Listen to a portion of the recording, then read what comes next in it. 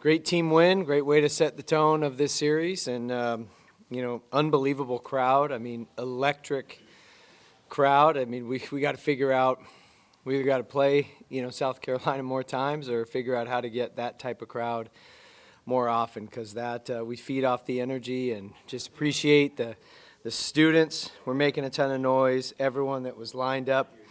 I mean, it looked like a sea of people down the left field line, and then everybody in their seats just clapping and standing up, and 2 outs, 2 strikes, just making noise, and all those things. Our players feed off that energy. So really appreciate the crowd and the energy and the atmosphere and the electricity that made DKS rocking tonight. So we had pitching, we had some defense, we had timely hitting. Scored 3 runs with 2 outs. Colin Priest with a big 2-out, 2-run double. Josh Pano had a 2-out RBI walk. And then obviously the exclamation mark, what felt like, really just kind of that nail, that final nail when JP hit the bomb. And then Lucas getting 9 outs. That's tough to do. And to do it the way he did it, and pitch the way he's done that before, and it's super valuable to have a guy like Lucas that can be extended and save a game and go length for us. So that's big time. But a lot of bright spots tonight. But obviously we're happy with the win tonight. But there's a lot more to do this weekend. So certainly not satisfied. All right, questions for players? Jarren, that was a nice backflip after the game. Are you going to maybe make that a tradition or do it again tomorrow if y'all beat the Gamecocks? I don't know. It's just kind of an in-the-moment thing. I don't know if I'll make it tradition or anything. I was just excited. So. I don't think you got an at-bat in this series last season, but you've been down here in South Carolina a couple years now. At what point did you realize how meaningful this rivalry was, and how special was it for you to get that homer tonight? As soon as I got here, I knew how important this rivalry was, just not for our team, but the state of South Carolina. Our objective and goal every season is to beat the Gamecocks, and that's just what we want to do. We want to compete as hard as we can. We know that they're a super good competitive team, so we just want to essentially outcompete and just compete to our best abilities. Jarren, when you see a guy like Aiden, usually pretty reserved, and he gets so pumped up in the first inning after that strikeout, what does that do for the emotions of the team at that point? It gives us a boost. Aiden is really good, so whenever we see him doing his thing on the mound, giving us an opportunity to take a lead or even just get some runs on the board with his holds, that's just what we need. He's a really good player, does his job, and he's just a really good leader for our team. Lucas, 3 appearances, 3 saves this season. How have you kind of embraced that closer role so far this year? Yeah, I mean, just looking at our bullpen, we've got so many different guys who can do, that role or whatever. I mean, we've got Drew, Reed, Igor, just a bunch of different guys who can kind of fill that spot. And, for myself, kind of going into that, I mean, that's just the first step. Now I'm going to pass the baton, and we'll see where it goes. I don't think they know who Igor is. Yeah. Oh, Nathan, sorry. Nathan.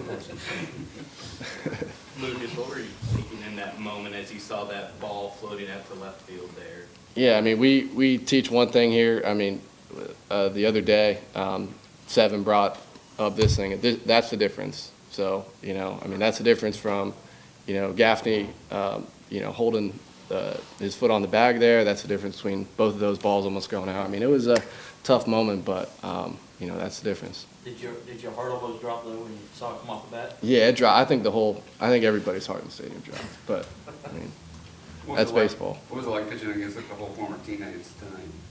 Yeah, I mean, it was interesting. I think it brought some emotion out from a lot of different guys, and it just fueled the fire. All the fans being there,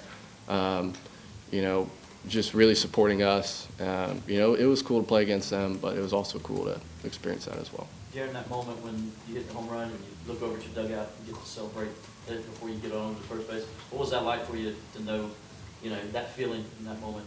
It's a team moment. I had a job to do. The team motivated me. The fans motivated me. I just wanted to do a job, hopefully get on base for the team. it looked like your eyes lit up when you saw that ball hanging as it came at you. What were you thinking, or not thinking in that moment, but what did you see with that pitch? I had a plan, good approach, especially from our coaches today. We executed the plan very well as a team. A lot of QABs in that final moment, especially throughout the game. We had a plan in our scouting meeting. We executed that plan really well. You have the plan, you do the job, and then whatever happens, happens. I mean, it's a game of failure. You hope to succeed every time, but it's just not going to happen like that. And fortunately, it did happen like that tonight. So it was a good win for us.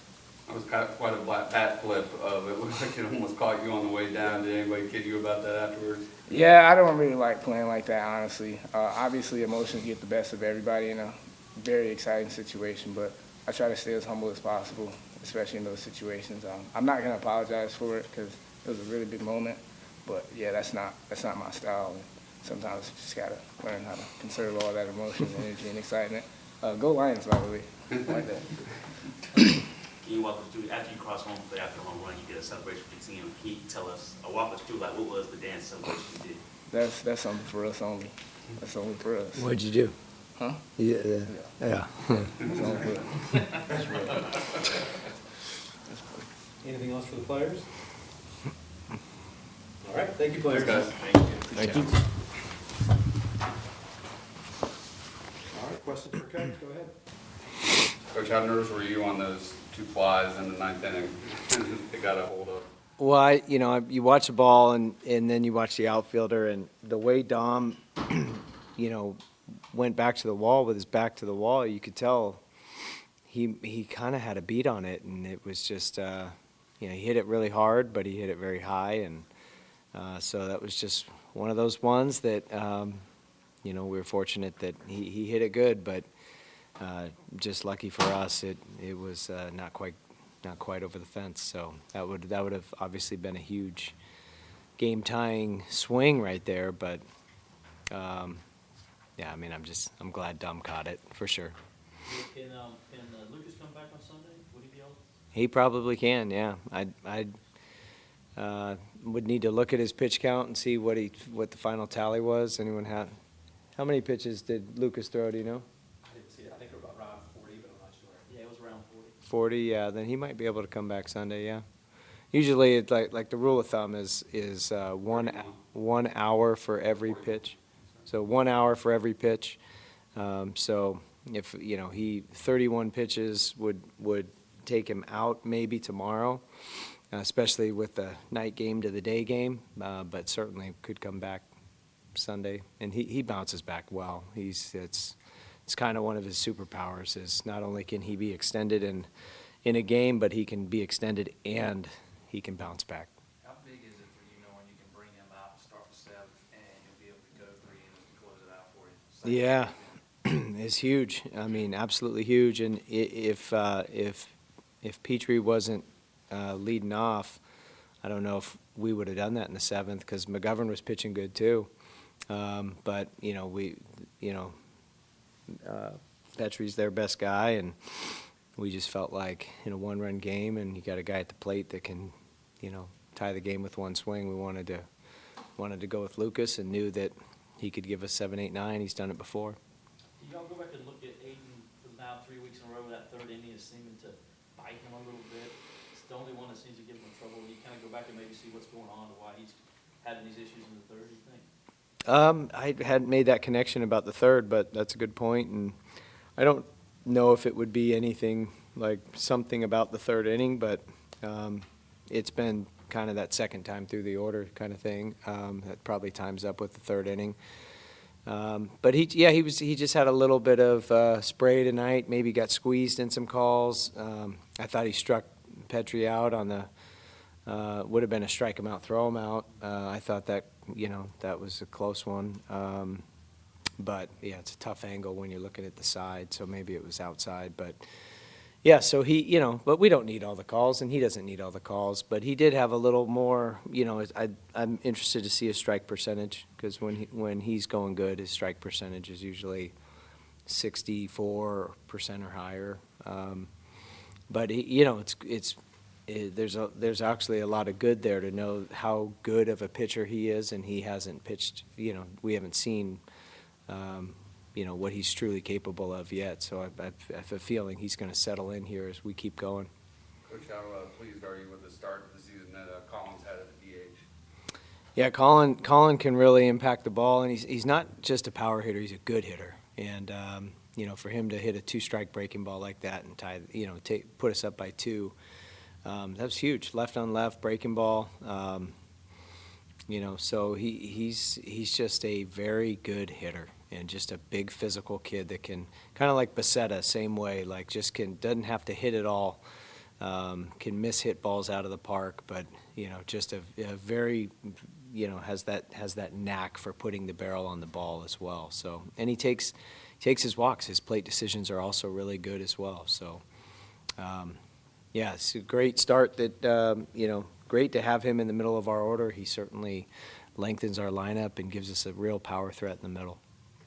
Gaffney, coming into the season, everyone was talking about his bat, but it seems like he's been a wall over there at first base for you guys to start the season. He's been awesome. I mean, that play that he made when Mahlstedt threw it off the base, and for him to get his foot back on the base, that's way harder than it seems. And for him to even catch the ball, let alone get his foot back. But he's been great over there. He's a good athlete. But yeah, he's been very valuable at first base defensively. What was it like having Dabo in the dugout tonight? Has he ever been in the dugout during a game? No, that was great. There's like a few people that have like a standing invitation, and he's one of them. And so it was great to get him in there. And we had to break the streak of me being on the radio and giving up a jack. So, I told him when we talked earlier, I said, look, it's been like 5 games in a row. It seems like when I'm on the radio in the 4th inning, we give up a homer. So I'm going to get off as quick as I can, and you get on. So it's great. It's a 1, 2, 3 inning, so we should do that more often. There's a moment there in the bottom of the second where you guys had first and third, and Lissy was on first. Was there ever a thought of trying to run some sort of play and get the ball moving around the infield to try and score Trufo there? Oh, boy, what inning was that? Up and Cam was on deck. Yeah. But yeah, no, we weren't thinking about a first and third play in the second. Tough to run those sometimes with the lefty, just because you can't, you got to read his move, and he had a pretty good move. Plus you got the heart of your order coming up. So, but yeah, we do have a lot of first and third plays, and we haven't used them yet. But that's something that is in the arsenal if needed. Coach, with Aiden's super strong reaction to striking out Nolan and coming over, pounding his chest and everything, when a guy like that, one of your star players, performs like that and is outwardly so emotional, what do you think that does for the rest of the guys?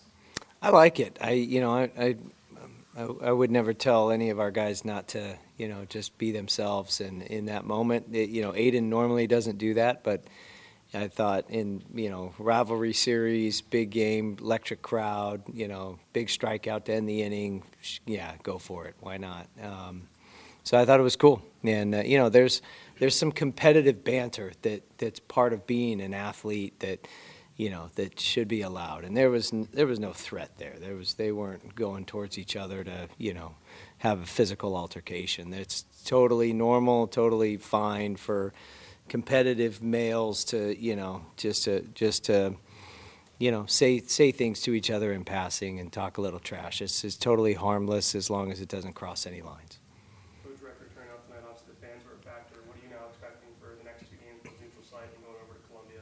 I'm sure it'll be electric at both places, and would expect nothing less. And you got the best rivalry in college baseball, and two great fan bases. Ours is better, but it's just that 2 fan bases that are very passionate about their sports, and when you put bragging rights, when the state is divided down the middle like it is, and there's it doesn't matter what teams, what sport you're playing. When it's Clemson versus South Carolina, it's going to be heated and it's going to be electric. And so I would expect floor field to be divided right down the middle, and tonight felt like a 90-10 crowd for Clemson, and I'm sure it'll be 90-10 at Founders Park for the Gamecocks. So, a lot of baseball left to be played. That's why we're happy about this one, but not satisfied because there's a lot of weekend left. Coach, going off of that, obviously the crowd plays into it. South Carolina hasn't won here since 2019. Do you think that's a big factor to have the home field advantage in terms of the crowd that's behind you, getting people riled up and maybe intimidating them a little bit? I didn't know that stat. I think home games in general are an advantage, obviously, and the home team, typically wins because there's just so many things that go into your own home environment, knowing your field, having your crowd, the comfort of playing on your own turf, and so yeah, it's definitely an advantage to, but I like the format that we have, where each school gets a chance to be at home, and then there's a neutral site one in the middle. Erik, you talked before that you want you guys to think about this rivalry year-round, not just the week that you're playing South Carolina. What does any win, every win in this rivalry mean to this program? Well, it's huge because it's for so many people, not just us. And we're Team 128, and I just learned that we've been playing South Carolina since 1899. So for almost our entirety of our baseball existence, we've had this rivalry with South Carolina. You think about all the players and all the teams and all the years where, the rosters change, the coaches change, but the rivalry remains. And so it's so good for the state when both teams are really good. It's so good for college baseball when both teams are really good. And there's a lot of times historically where, not only do these teams meet as two ranked teams in the regular season, but these teams meet in the postseason. These teams meet in Omaha. And it's just good. It's just good for the state of South Carolina baseball, and all of college baseball as well. I think it's, widely regarded that this is college baseball's best rivalry. And if there's other schools that believe they have a better rivalry, they're certainly putting us second. Cam got the first inning rolling with a bunt and then Purify in the second. How important is it to you that guys 1 through 9 can all get a bunt down? It's amazing. I mean, that's you got Cam is one of the top prospects in the country, and they played a shift on him, and that's a team play right there where he just wanted to get on base for his team and executes a perfect drag bunt. I mean, perfect. He couldn't have rolled it any better. So I thought that was awesome, and that certainly got the scoring going because that started a 2-out rally, and Pano finds his way on, and Priest knocks them both in. So that inning doesn't happen maybe without that drag bunt. That's the type of drag bunt. Caden Grice did that a couple years ago as well, where you don't expect it from your star player, but when they do it, it's so much more valuable than just a single. Anything else, Coach? All right. Awesome. Thanks, guys. See you tomorrow.